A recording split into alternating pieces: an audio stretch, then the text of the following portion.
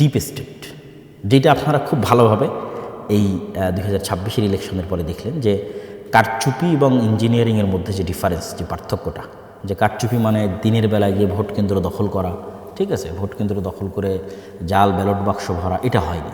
কিন্তু ইঞ্জিনিয়ারিং, ফলাফল ঘোষণা, ইঞ্জিনিয়ারিং।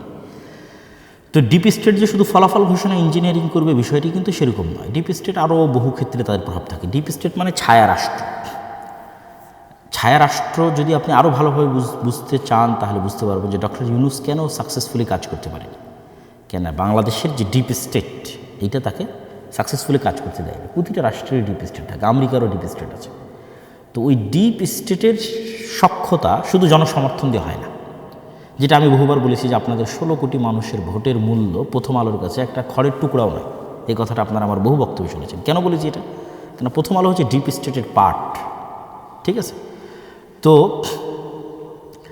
এই জিনিসটা আপনাকে বুঝতে হবে যে ডিপ স্টেট মানে আপনারা সব 16 কোটি মানুষ ভোট দিয়ে দিলেন আর ডিপ স্টেট পরিবর্তন হয়ে গেল, এটা কিন্তু না। ডিপ স্টেট মানে বহু বাইরের এমবেসি, তাদের সাথে যোগাযোগ, দেশের মধ্যেকার অসংখ্য প্রতিষ্ঠান যেমন আর্মি, সেনাবাহিনী, ঠিক আছে, এস্টাবলিশমেন্টের মধ্যে যারা আছে, বড় বড় ব্যবসায়ী, এর মধ্যে মাফিয়ারাও থাকে, ঠিক আছে। এক কথা স্থায়ীভাবে যারা দেশের স্টেক হোল্ডার, বড় বড় শক্তিশালী প্রতিষ্ঠান, মিডিয়া হতে পারে, তো তাদের যতক্ষণ আপনি আস্থা অর্জন না করতে পারবেন বহির্বিশ্বের সেনাবাহিনীর, দেশের অভ্যন্তরের শক্তিশালী প্রতিষ্ঠানের, ততক্ষণ 16 কোটি মানুষ ভোট দিলেও আপনি ক্ষমতা আসতে পারবেন না। এটা গণতন্ত্রের নিয়ম, গণতন্ত্রের একটা সিস্টেম, আপনাকে আসতে দেওয়া হবে না। এই সিস্টেম, এই কাঠামো যতদিন থাকবে ততদিন এটাই ঘটবে। তাহলে আপনাকে আস্থা অর্জন করতে হবে তাদের। তো সেক্ষেত্রে এখন আপনি বলবেন যে ভাই আপনি তো শুধু হতাশ করেন গণতন্ত্রের বিষয়, তাহলে যারা গণতন্ত্রের রাজনীতি করতে চায় তাদের কি কোনো আশার জায়গা নাই? আছে। যারা গণতন্ত্রের রাজনীতি করতে যান তাদের জন্য আজকে আমি নিরেট একদম খালেস অন্তরে একটা পরামর্শ দিই। গণতন্ত্রের রাজনীতি করেন, ইসলামের নামে গণতন্ত্রের রাজনীতি করলে কোনো দিন সাকসেসফুল হতে পারবেন না। ইসলামকে শুধু দাওয়ার জায়গায় রাখেন, শুধু দাওয়াতের জায়গায় রাখেন। এবার রাজনীতি করেন, আপনি বলবেন তাহলে তো আপনি ইসলামকে রাজনীতি থেকে দূরে করে দেন। দূরে করতেছি না, আপনি তো মুসলমান। যারা বিএনপির জয়লাভ করলো তাদের মধ্যে কয়জন হিন্দু আছে? আপনি খুঁজে দেখেন, দেখি কয়জন হিন্দু আছে। জামাতের তো একজন হিন্দু ছিল। তাহলে বিএনপির যতজন বিজয় লাভ করলো তাদের 99% মুসলমান। শুধু কি মুসলমান, আমি এমন 2-1জনকে চিনি যারা 5 ওয়াক্ত সালাত আদায় করে, 5 ওয়াক্ত সালাত জামাতের সাথে আদায় করে, অন্য মানে গণতন্ত্র বাদে অন্য আর সকল বিষয়ে সর্বোচ্চ বিশুদ্ধ আকিদা লালন করে, ঠিক আছে। এরকম অসংখ্য জনকে আমি চিনি যারা এই নির্বাচনে যারা জয়লাভ করে এসেছে বিএনপি থেকে। তাহলে আমি কি বলতেছি, আপনি গণতান্ত্রিক রাজনীতি করতে পারবেন, কিন্তু ইসলামের নামে রাজনীতি করে আপনি রাষ্ট্র ক্ষমতায় যেতে পারবেন না। তার 1 নম্বর পয়েন্ট আগে বলেছি, কেন আপনি কাল্ট ফিগার তৈরি করতে পারবেন না, সকল ইসলামপন্থীকে একত্রিত করতে পারবেন না। 2 নম্বর পয়েন্ট বলেছি, আপনি কখনো ডিপ স্টেটের আস্থা অর্জন করতে পারবেন না। ফলত ইসলামের নামে রাজনীতি করে, মানে গণতান্ত্রিক রাজনীতি করে আপনি কখনো ইসলামের নামে ক্ষমতায় যেতে পারবেন না। এটা ফুল স্টপ। তাহলে আপনি তো মুসলমান, আপনি রাজনীতি করতে পারেন। আপনি জাস্ট ইসলামের আদর্শকে নিজের মধ্যে ধারণ করার চেষ্টা করবেন। এই গণতান্ত্রিক সিস্টেমের মধ্যে থেকে যতটুকু রাষ্ট্রের উপকার করা যায়, যতটুকু ন্যায় এবং ইনসাফ প্রতিষ্ঠা করা যায়, ততটুকু প্রতিষ্ঠা করার জন্য চেষ্টা করবেন। সেই রাজনীতি আপনি করবেন। যেমন অনেকেই আওয়ামী লীগের তুলনায় বিএনপিকে ভালো মনে করতেন, যে তারা হয়তো ইসলাম পন্থাকে ধারণ করে, তথা একজন মুসলিম এর যে আদর্শ সেটিকে ধারণ করে, তারা টুকটাক ধর্মীয় মূল্যবোধকে ধারণ করে তারা রাজনীতি করে। যে রাজনীতি আপনারা এরদোগানের দেখতেছেন, যেই রাজনীতি আপনারা ইমরান খানের দেখতেছেন, যেই রাজনীতি আপনারা মালয়েশিয়াতে দেখতেছেন, এগুলো পূর্ণাঙ্গ ইসলামী রাজনীতি নয়। তো এগুলোকে আপনি একটাকেও পূর্ণাঙ্গ ইসলামী রাজনীতি বলতে পারবেন না। এগুলো কি রাজনীতি? এগুলো হচ্ছে ইসলামী ভাবধারায় উজ্জীবিত হয়ে একদল মুসলমানের রাজনীতি। যে মুসলমান পূর্ণাঙ্গ মুমিন নয়, সে ফাসেক মুমিন হতে পারে, ঠিক আছে, তার অন্য কোনো ত্রুটি থাকতে পারে, কিন্তু সে সরাসরি ইসলাম বিরোধী বিদ্বেষী কোনো আইন হোক এটা সে চায় না। আপনাকে আরও ক্লিয়ার করি, মুসলিম লীগের রাজনীতি কী ছিল? মুসলিম লীগকে আলেম ওলামাদের দল ছিল নাকি? মুসলিম লীগের মিস্টার জিন্নার বিরুদ্ধে যে পরিমাণ আলেম ওলামা ফতোয়া দিয়েছে ওই সময় 46-47-এর সময়, যে পরিমাণ আলেম ওলামা ফতোয়া দিয়েছে, এই এখনও সে পরিমাণ আলেম ওলামা এই যারা ইসলামপন্থী নামে রাজনীতি করে তাদের নামে ফতোয়া দেয়নি। আপনি খুলে দেখেন, মুসলিম লীগের সব জেনারেল পড়ুয়া সাধারণ মুসলমান ছেলেমেয়ে ছিল। 2-1জন আলেম ওলামা পরবর্তীতে যুক্ত হয়েছে। মিস্টার জিন্নার কথা বলা হবে, মিস্টার জিন্নাও আলেম না, আল্লামা ইকবালও আলেম না। এরা জেনারেল শিক্ষিত পড়ুয়া ছাত্র। এরা কী চাইছে? এরা চাইছে মুসলমানেরা যেন স্বাধীন মতো বাস করতে পারে। কিন্তু ইসলামী রাষ্ট্র, পূর্ণাঙ্গ ইসলামী রাষ্ট্র কিন্তু তারা চায়নি, প্রতিষ্ঠিতও কিন্তু তারা করতে পারেনি। তাহলে কিছু মুসলমানরা যেন আলাদাভাবে স্বাধীনভাবে বসবাস করতে পারে। তো সেই রাজনীতিতে এখনও আছে, সেই রাজনীতি বাংলাদেশে এখনও আছে। এই যে জামাত ইসলামকে যারা, জামাত ইসলামের যে জোট, এই জোটকে যারা ভোট দিয়েছে, জামাত এনসিপির জোটকে, আপনি নিশ্চিত থাকেন এটা মুসলিম লীগের ভোট ব্যাংক। তথা 1947 যারা মুসলমানদের আলাদা দেশের জন্য ভোট দিয়েছিল, এরাই এই 2026 এসে বিভক্ত হয়ে কিছু বিএনপিকে ভোট দিয়েছে, কিছু জামাত এনসিপিকে ভোট দিয়েছে। এটা মুসলিম লীগেরই ভোট ব্যাংক।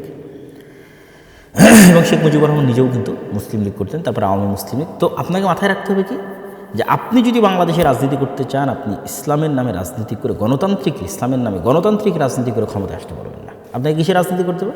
মুসলমানদের রাজনীতি করতে হবে। যে একজন মুসলমান, সে ইসলামের বিরুদ্ধে বিদ্বেষী কোনো কথাবার্তা বলবে না, সেই সিস্টেমকে, গণতন্ত্রের এই কুফরি সিস্টেমকে মেনে নিয়েই এর মধ্যে টুকটাক ভালো মানুষকে নিয়ে আসার জন্য চেষ্টা করবে, সেই রাজনীতি করবে।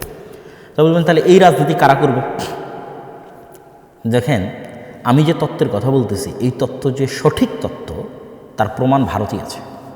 ভারতের আরএসএস, শিবসেনা, বাজরাং দল, ঠিক আছে, এরা কিন্তু নিজেরা যেহেতু কট্টর উগ্র হিন্দুত্ববাদী বিশ্বাসী, ফলত তারা জানে যে কট্টর উগ্র হিন্দুত্ববাদ দিয়ে মানুষের ভোট নিয়ে তারা বিজয় অর্জন করে ক্ষমতায় আসতে পারবে না। তখন আরএসএস, শিবসেনা, বাজরাং তারা কী করেছে? তারা তাদের মডারেট হিন্দুদের দিয়ে আরেকটা নতুন রাজনৈতিক দল তৈরি করেছে, তার নাম বিজেপি। বিজেপি একটা রাজনৈতিক দল, এইটা সরাসরি উগ্র হিন্দুত্ববাদ তার মেইন মতাদর্শের মধ্যে আছে লিখিতভাবে, এরকম নয়, বরং তারা আরএসএস কর্তৃক নিয়ন্ত্রিত হয়। আরএসএস কট্টর উগ্রবাদ, তারা বাজরং দল, শিবসেনা কর্তৃক নিয়ন্ত্রিত, তারা কট্টর উগ্রবাদ। কিন্তু বিজেপি তারা সাধারণ হিন্দু, খুব যে হিন্দু ধর্মকে খুব ভালোভাবে মেনে চলে, খুব আল্লাহ মানে তাদের হিন্দু ধর্মের দিক থেকে খুব হিন্দু ধর্ম মেনে চলে, এরকম কিন্তু সতী সাধু এরকম কিন্তু নয়, ঠিক আছে। তো সেক্ষেত্রে এই যে জামাত ইসলাম সহ আর যারা ইসলামের নামে রাজনীতি করতেছে, সেটা ইসলামী আন্দোলন বাংলাদেশের চরমনাই হোক, সেইটা জমিয়তে কি যেন ওলামা ইসলাম একটা আছে, আর অনেক ইসলামের নামে যারা রাজনীতি করতেছে বাংলাদেশে, তাদের সকলের উচিত হবে তারা এরকম সাধারণ জেনারেল শিক্ষিত মুসলমান সন্তানদের দিয়ে একটা রাজনৈতিক দল তৈরি করবে।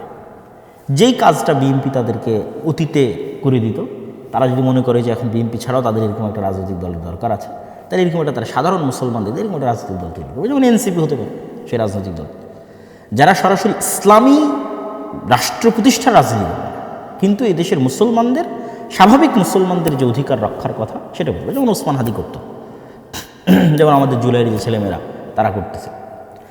এই ধরনের ছেলে মেয়েদেরকে যদি আপনি এগিয়ে দেন, তাহলে এরা হচ্ছে একটা কাল্ট ফিগারও তৈরি করতে পারবে। কেননা যেহেতু সে সরাসরি ইসলামী নয়, ফলত এখানে ফতোয়া ফারেজ আসবে না, মাসলাক আসবে না, মতবাদ আসবে না, আদর্শ আসবে না, শিরক বেদাত আসবে না, মানে এইগুলো নিয়ে মুসলমানদের ইসলামী দলগুলোর মধ্যে যে গণ্ডগোল সেগুলো আসবে না। তাহলে কাল্ট ফিগার একটা তৈরি করতে পারবে। 2 নম্বর, যেহেতু তারা সরাসরি ইসলামী নয়, মডারেট সাধারণ মুসলমান, সেহেতু তারা ডিপ স্টেটের আস্থা অর্জন করতে পারবে। ডিপ স্টেট যেগুলো নিয়ে অ্যালার্জেটিক, সেগুলোর বিষয়ে তারা টুকটাক ম্যানেজও করতে পারবে। ম্যানেজ করার মাধ্যমে তারা দেখা যাচ্ছে ক্ষমতায় যাবে। এবং আপনারা যে মন্দের ভালোটা চাচ্ছেন, যে মন্দের ভালো নিয়ে আপনারা গত 1 মাস যাবৎ ফেসবুকে একদম তোলপাড় করে ফেলেছেন, সেই মন্দের ভালোর একমাত্র সমাধান এটা। সেক্ষেত্রে যত ইসলামের নামে গণতান্ত্রিক রাজনৈতিক দল আছে, এদের সবকে তাদের রাজনীতি অফ করে দিয়ে দাওয়াতি কাজ করতে হবে। তারা দাওয়াতি ফিল্ড তৈরি করবে, সন্তান তৈরি করবে, প্রজন্ম তৈরি করবে। আর ওই মুসলমানের সন্তানরা স্বাভাবিক, যতদিন অন্তত গণতান্ত্রিক সিস্টেম আছে ততদিন সেই গণতান্ত্রিক সিস্টেমে তারা রাজনীতি করবে। এটি গেল যারা গণতন্ত্রের মধ্যে দিয়ে ইসলামের রাজনীতি করতে চান তাদের জন্য পরামর্শ। যদি আপনাদের ভালো লাগে আপনারা পরামর্শ গ্রহণ করতে পারেন, আর না হলে আমি যেভাবে ফুল স্টপ দিয়েছি এটা আসলেই ফুল স্টপ। দেখেন, এই নির্বাচনেও জামাত ইসলাম কিন্তু চেষ্টা করেছে তার ইসলামী রাজনীতির খোলস থেকে বের হয়ে আসার, এটা ছাড়া তার কোনো উপায় ছিল না। মন্দিরে গেছে, তারপরে কত রকমের বক্তব্য, মূর্তি পূজার সাথে রোজার তুলনা, মানে একটা সেকুলার দলের মধ্যে যা যা অনুষঙ্গ থাকে তার সব কিছুই কিন্তু জামাত ইসলাম তার নিজের মধ্যে নিয়ে আসার জন্য কী করেছে, চেষ্টা করেছে। তাহলে কেন চেষ্টা করতেছে? সেটা অবশ্যই ডিপ স্টেটের আস্থা অর্জন করার জন্য, অবশ্যই সাধারণ জেনারেল শিক্ষিত মুসলমানদের আস্থা অর্জন করার জন্য। তাহলে আর ইসলামী দল রাখার কী দরকার? এই কথাটাই আমি বলতেছি, যে এই কাজগুলো যখন আপনি ইসলামের নামে করবেন তখন সেখানে ইসলামও কলুষিত হয়। দেখেন, আমি এবারের নির্বাচনের পূর্বে 2024 যে নির্বাচন এবং 2026 নির্বাচন, এই 2 নির্বাচনে আমি দেশে ছিলাম। ইতিপূর্বে আর কোনো নির্বাচনে দেশে থাকার সুযোগ হয়নি। 2008 যেটা তত্ত্বাবধায়ক সরকার আমলে যে নির্বাচন হয়েছিল তখন দেশে ছিলাম, তখন একটু কম বুঝতাম। তো এবারে এই 2 নির্বাচনে আমি বিভিন্ন নির্বাচনের যে তথ্য কেন্দ্র, বুথ, এগুলোতে আমি ঘোরার চেষ্টা করেছি।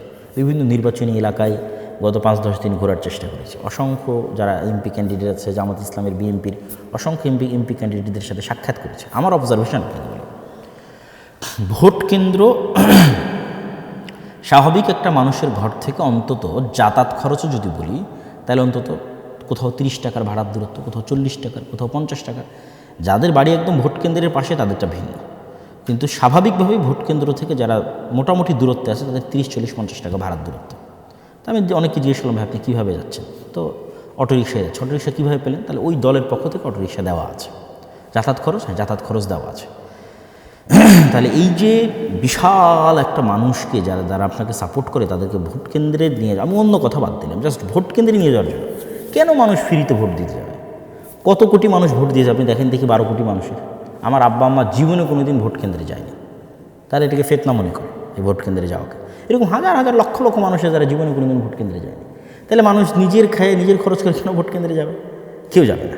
তাহলে এই যে যত মানুষ ভোট কেন্দ্রে গেছে এদের অধিকাংশ মানুষই, অন্তত আমি গ্রামগঞ্জের লেভেলে বলতেছি, শহরে ঢাকা শহরের দিকে আমি ছিলাম না, গ্রামগঞ্জের লেভেলে বলছি, তাদেরকে যাতায়াত খরচ দেওয়া হয়েছে, তাদেরকে গাড়ি ভাড়া দেওয়া হয়েছে, তাদের জন্য আলাদা অটো রিজার্ভ করা হয়েছে, সেগুলোতে করে তারা ভোট কেন্দ্রে গেছে। তাহলে একটা নির্বাচনে কী পরিমাণ টাকার লেনদেনের প্রয়োজন হয় একটা নির্বাচনে জয় অর্জনের জন্য, এটা একমাত্র যারা রাজনৈতিক দল করে গণতান্ত্রিক তারাই জানে। আপনি টাকা ছাড়া জনগণকে ভোট কেন্দ্রে নিয়ে যেতে পারবেন না এবং অন্যের তুলনায় বিজয় অর্জন করতে পারবেন না। মানে জাস্ট ভোট গণনা পরে মানে ইঞ্জিনিয়ারিং থামানোর জন্য ডিপ স্টেটের আস্থা অর্জনের পরের কথা বলছে, জাস্ট ভোট আর ভোট কেন্দ্রে যাবে, এটা আপনি টাকা ছাড়া করতে পারবেন না।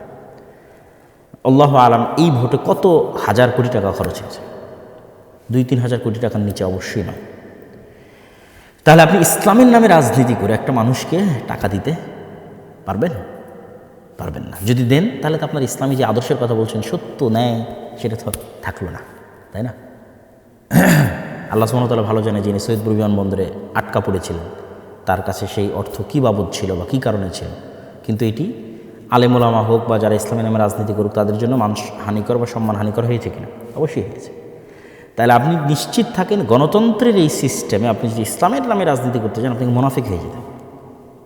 এই যে খতিবে বাঙ্গাল জুনায়েদ আল হাবিব সাহেব, আমি কারো নাম নিয়ে বলি না, আজকে তার নাম নিয়ে বললাম, তিনি কি পরিমাণ তার আত্মমর্যাদাকে ভুলুণ্ঠিত করেছেন বিভিন্ন কথা এবং বিভিন্ন বক্তব্যে, সেটা আপনারা খুব ভালোভাবে জানেন।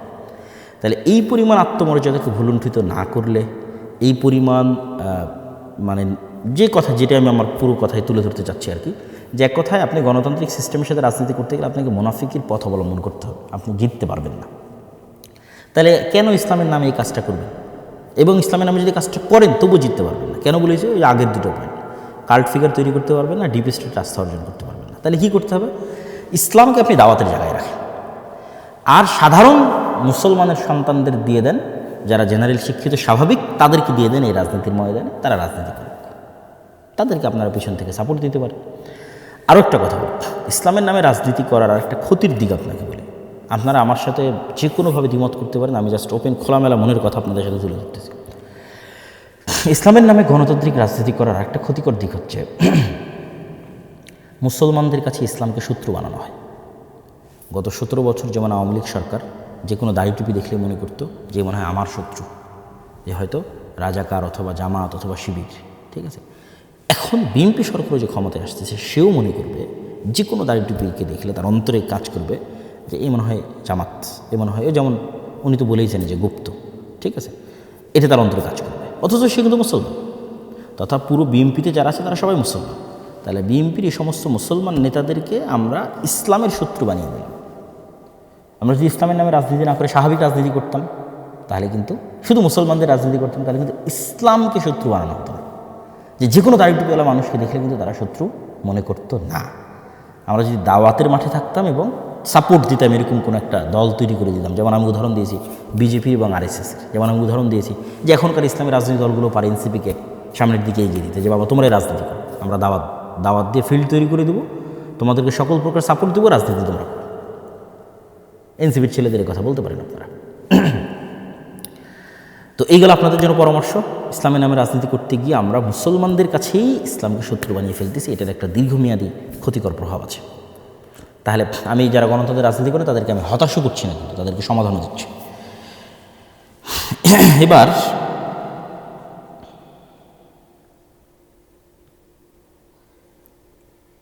এবার যারা গণতন্ত্রের এই রাজনীতিকে পছন্দ করেন না, যেমন তার মধ্যে আমিও একজন, আমিও আমার বহু বক্তব্যে এই গণতান্ত্রিক সিস্টেমের কথা বহুবার তুলে ধরেছি, যেটির মধ্যে দিয়ে ইসলাম প্রতিষ্ঠা করা সম্ভব নয়। আজকে তো আরও বিস্তারিত ব্যাখ্যাসহ আপনাদের কাছে তুলে ধরলাম, এত খোলামেলা আলোচনা আমি অতীতে কখনো করিনি।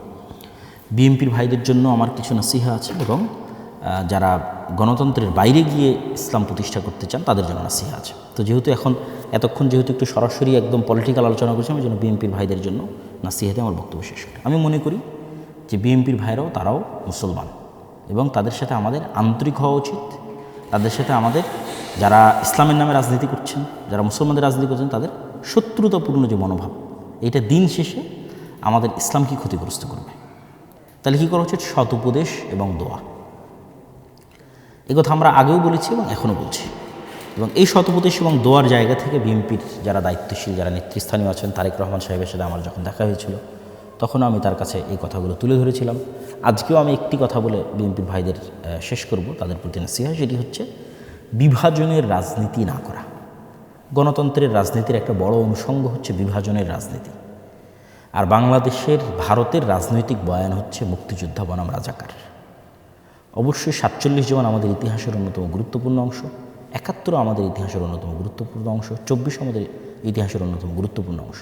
কিন্তু এটিকে বেস বানিয়ে কারোর সাথে চিরন্তনভাবে শত্রুতা তৈরি করে রাখা, দেশেরই নাগরিকদের একটা অংশকে বৈষম্যের শিকার করা, এটা দেশকে ধ্বংস করে দেয়। তো অন্তত অতীতের সরকার যে ভুলগুলো করেছে, আপনারা সেই ভুলগুলো যদি না করেন, আপনারা যদি দেশের মধ্যে বিভাজনের রাজনীতি তৈরি না করেন, উদারতা দেখান, আশা করি যে আল্লাহ সুবহানাহু ওয়া তাআলা আপনাদের শাসনে কল্যাণ দিতে পারে। জুলম না হলে, বিভাজনের রাজনীতি তৈরি না হলে আল্লাহ সুবহানাহু ওয়া তাআলা এটির মধ্যে বরকত দিতে পারে। তো এই ছোট্ট আপনাদের জন্য পরামর্শ যে যারা আপনারা বিজয়ী হয়েছেন, তারা অবশ্যই পরাজিতদের প্রতি ইনসাফ করবেন। যেটা ওসমান হাদিও বলতো যে আমি আমার শত্রুর সাথেও ইনসাফ করতে চাই। তাহলেই দেখবেন একটি উন্নত মানের চমৎকার একটি ইনসাফের বাংলাদেশ আমরা তৈরি করতে পারছি। এই আশা আমরা আপনাদের কাছে রাখি, এবং আমাদের এই কল্যাণকামিতাও থাকবে। আলহামদুলিল্লাহ, আমরা ব্যক্তিগতভাবে আমরা কখনো না কোনো রাজনৈতিক দলের পক্ষে অবস্থান নিয়েছি, না কোনো রাজনৈতিক দলের বিপক্ষে অবস্থান নিয়েছি। আমরা সব সময় যেটা কোরআন এবং হাদিসের আলোকে সত্য এবং সঠিক মনে হয়েছে আমাদের কাছে, সেটি নাসিহা হিসেবে, তত্ত্ব হিসেবে, উপদেশ হিসেবে দেশ ও জাতির কাছে তুলে ধরেছি। এবং আমরা আমাদের জায়গায় কোরআন এবং হাদিস অনুযায়ী যেটি খেদমত করার প্রয়োজন মনে করেছি, আল্লাহ সুবহানাহু ওয়া তাআলার সন্তুষ্টির জন্য সেই খেদমত করছি এবং করে যাচ্ছি। এবার সর্বশেষ পয়েন্ট, যারা গণতন্ত্রের বাইরে গিয়ে ইসলামের বিজয় দেখতে চান, আপনাদের কাজ কী? আপনাদের সবচেয়ে বড় কাজ, এটা আমি আমার বহু বক্তব্যে বলেছি এবং আজকেও বলছি, আমার এই কথা কখনো চেঞ্জ হবে না, যে ইমান বিল গায়েবে ইয়াকিন, পরকালে চরম লেভেলের আস্থা এবং বিশ্বাস, ন্যায়পরায়ণতার চর্চা ছোটোবেলা থেকেই, একদম ঘর থেকেই, সমাজ এবং পরিবার থেকেই ন্যায়পরায়ণতার চর্চা তৈরি করা এবং শুরু করা। এবং 3 নাম্বার, শক্তিশালী প্রতিষ্ঠান। যেমন এই যে নির্বাচনের সময় দেখলেন যে যারা জামাত এনসিপি জোটে ছিল, তাদের কি হাহাকার, যে তাদের কোনো পত্রিকা নাই, তাদের কোনো নিউজ চ্যানেল নাই, তাদের কোনো নিউজ পেপার নাই, ঠিক আছে, জাস্ট ফেসবুকে কয়েকটা হাতে গোনা পেজ। তাহলে শক্তিশালী প্রতিষ্ঠানের কিন্তু অভাব আছে। তো ওসমান হাদি বলতো যে জীবন দেওয়া অনেক সহজ, কিন্তু বাস্তবে কোনো কিছু করা এটা কঠিন। আমাদের করার লোক লাগবে, জ্ঞান অর্জনের লোক লাগবে, প্রজন্ম তৈরি করার লোক লাগবে। আর যারা গণতন্ত্রের বাইরে গিয়ে ইসলাম প্রতিষ্ঠা করতে চান, তাদের জন্য আমার কথা হচ্ছে, কোনো কিছুর পরিপূর্ণ ধ্বংস ছাড়া কোনো কিছুর পরিপূর্ণ উত্থান হয় না। আমি বিল্ডিংটা রেখে দিয়ে এখানে আরেকটা নতুন বিল্ডিং, যেটা এর সাথে যায় না, নতুন ভিন্ন ডিজাইন কেমনে বানাবো বলেন? আমি এই বিল্ডিংয়ের ডিজাইন রেখে এখানে প্লাস্টার করতে পারি। এখানে যদি সম্পূর্ণ ভিন্ন ডিজাইনের একটা বিল্ডিং বানাতে চাই, তাহলে আগের ডিজাইনটা ভেঙে ফেলতে হবে, কিছু করার নেই। তাহলে গণতন্ত্রের পূর্ণাঙ্গ পতন ছাড়া, আপনারা যারা পূর্ণাঙ্গ ইসলাম চান, আপনাদের এটা সম্ভব নয়। এই জন্য আমি বলেছি যে 36শে জুলাই গণতন্ত্রের পতন ঠেকানো হয়েছে। এটা আমাদের কাছে মনে হয়েছে শেখ হাসিনার পতন, জি না, শেখ হাসিনার পতন না, শেখ হাসিনাকে সরিয়ে ফেলার মাধ্যমে গণতন্ত্রের পতন ঠেকানো হয়েছে। কেন, তখন যদি শেখ হাসিনা থাকতো এবং আর্মি যদি অস্ত্র উঠাতো, তাহলে ওই দিন গণতন্ত্র ডেড বডি হয়ে যেত, অলরেডি আইসিইউতে ছিল, পরিপূর্ণরূপে মারা যেত। বাংলাদেশে একটা গৃহযুদ্ধ তৈরি হতো। সেই গৃহযুদ্ধের পরে আপনি দেখতেন যে এখানে পূর্ণাঙ্গ ইসলাম প্রতিষ্ঠা হয়েছে। তো পূর্ণাঙ্গ পতন ছাড়া পূর্ণাঙ্গ উত্থান হয়। তখন তা আপনি বলবেন যে তাহলে কি আমরা নিজে থেকে পূর্ণাঙ্গ পতন করবো? জি না। ইসলামে সবসময় মানুষের যান, জীবন এবং মালের নিরাপত্তা সর্বাগ্রে। এটির উপরে ইসলামে কিছুই নেই, মানুষের জীবনের চাইতে আর কিছু নাই উপরে। তাহলে মানুষের যান, জীবন এবং মালের নিরাপত্তার জন্য আপনাকে আপনার যে কাজটা, আপনার জায়গার যে কাজটা সেটা করে যেতে। আপনার জায়গার কাজ কি? ঈমান বিল গায়বে ইয়াকিন তৈরি করা, পরকালে আস্থা তৈরি করা, ন্যায়পরায়ণতার চর্চা একদম ঘর থেকে শুরু করা, বোনকে সম্পত্তি ঠিকভাবে দিচ্ছেন কিনা, আশেপাশে কেউ অন্যায় করলে প্রতিবাদ করা। আমরা তো প্রতিবাদ করি না, আমরা আমর বিল মারুফ আর নাহি আনিল মুনকার করি না। আমর বিল মারুফ আর নাহি আনিল মুনকারের চর্চা বাড়ানো, একদম গ্রামগঞ্জ লেভেল থেকে আমর বিল মারুফ আর নাহি আনিল মুনকারের চর্চা বাড়ানো এবং শক্তিশালী প্রতিষ্ঠান তৈরি করা, আর অপেক্ষায় থাকা যে কবে এই গণতন্ত্রের কাঠামোর পতন ঘটবে। আমি আমার বহু বক্তব্য বলেছি, যেহেতু গণতন্ত্র পূর্ণাঙ্গ ন্যায় বিচার দিতে পারবে না, সেহেতু গণতন্ত্রের একদিন পতন হবে। এটা আপনাকে পতন করতে হবে, এটা বাই ডিফল্ট, বাই নেচার পতন হবে। কেননা সে ইনসাফ দিতে পারবে না, তার কাঠামোর মধ্যে নাই যে সে ইনসাফ দেবে। ফলত যেহেতু সে ইনসাফ দিবে না, মাজলুম তো জুলমের বিরুদ্ধে আওয়াজ উঠাবে। তখন এরকম 36শে জুলাই এমনি আবার 15-20 বছর পর আপনি দেখবেন যে আবার হচ্ছে 34শে জুলাই। 30 বছর পর আপনি আবার দেখবেন যদি হায়াতে বেঁচে থাকেন যে এরকম 36শে জুলাই হচ্ছে। কেন? এই কাঠামো আপনাকে ন্যায় বিচার দিতে পারবে না। এই কাঠামো ন্যায় বিচার না দিতে পারলে জুলুম হবে। জুলুম হলে কী হলে মানুষ জুলুমের বিরুদ্ধে আওয়াজ উঠাবে। জুলুমের বিরুদ্ধে আওয়াজ উঠালে আবার কী হবে? আবার এরকম 36শে জুলাই হবে। কিন্তু এই রকম পরবর্তী 36শে জুলাই যেন আপনার একটা কাল্ট ফিগার থাকে, একক নেতা থাকে, যার অধীনে সবাই কর্মী হিসেবে, যার অধীনে তারা একত্রিত। তাহলে তখন কী হবে? তখন আপনি পূর্ণাঙ্গ বিপ্লব প্রতিষ্ঠা করে ফেলতে পারবেন, আদারওয়াইজ পারবেন না। তাহলে সেক্ষেত্রে আমি কী বললাম যে গণতন্ত্রের যে পূর্ণাঙ্গ পতন এটা আল্লাহর পক্ষ থেকে হবে, এমনি হবে। কীভাবে হবে? এটা আল্লাহ সুবহানাহু ওয়া তাআলা ভালো জানেন। যেমন ধরেন আমেরিকার যে বিশাল সাম্রাজ্য, আল্লাহ সুবহানাহু ওয়া তাআলা বলেছেন যে আল্লাহ সুবহানাহু ওয়া তাআলা যদি একদল মানুষকে তার একদল মানুষের পতন না করাতেন, ওয়ালাউ দাফাল্লাহি নাস বা'দাহুম বিবা'দ, তাহলে পৃথিবীতে জুলুমের কারণে মানুষ অস্থির হতো। আজকেও যদি ফেরাউন জীবিত থাকতো কী হতো বলেন তো? আপনি বলেন যে 5000 বছর হয়ে গেছে, ফেরাউন এখনও জীবিত আছে, তাহলে আজকে আমাদের অবস্থা কী হতো? এটা আল্লাহ করেননি, ফেরাউনকে আল্লাহ ধ্বংস করে দিয়েছে মানুষকে বাঁচানোর জন্য। তো এইরকম সুপার পাওয়ার আজকে আমেরিকা আছে, তার আগে সুপার পাওয়ার রাশিয়া ছিল, তার আগে আর কেউ ছিল, ইংল্যান্ড সুপার পাওয়ার ছিল, ইংল্যান্ড চলে গেছে, রাশিয়া চলে গেছে, আমেরিকা চলে গেছে, আমেরিকাও যাবে একদিন। তাহলে এরকম সুপার পাওয়ারের পতন হবে। যখন দেখবেন যে আমেরিকার সুপার পাওয়ারের পতন হচ্ছে, কীভাবে হবে? এটা আল্লাহ সুবহানাহু ওয়া তাআলা জানেন। কে জানতো রাশিয়া ইউক্রেন যুদ্ধ এত দীর্ঘায়িত হবে? কে জানতো? কেউ জানতো না। এই রাশিয়া ইউক্রেন যুদ্ধ এত দীর্ঘায়িত হওয়ার কারণে তো সিরিয়াতে আহমদ আশ-শারা বিজয়ী হয়েছে। এই রাশিয়া ইউক্রেন এত যুদ্ধ দীর্ঘায়িত হওয়ার কারণেই তো আফগানিস্তানে তালেবানরা ক্ষমতা আসতে পেরেছে। যদি এই রাশিয়া ইউক্রেন যুদ্ধ না হতো এরা জীবনও পারত না, বুঝলেন? এটা আল্লাহর পক্ষ থেকে হয়। তো এরকম কোনো এক ছোট্ট অজুহাতে দেখবেন এই যে অ্যাপস্টেইন ফাইল, যেটা আমি তো বলি যে এটা আমেরিকার অধপতনের শুরু। আল্লাহ বড় বড় পরাজয়গুলো দেন ছোট্ট ছোট্ট জিনিস দিয়ে, অতি ছোট্ট। আপনি বুঝবেন না যে কোন ক্ষুদ্র জিনিস থেকে পরাজয় শুরু।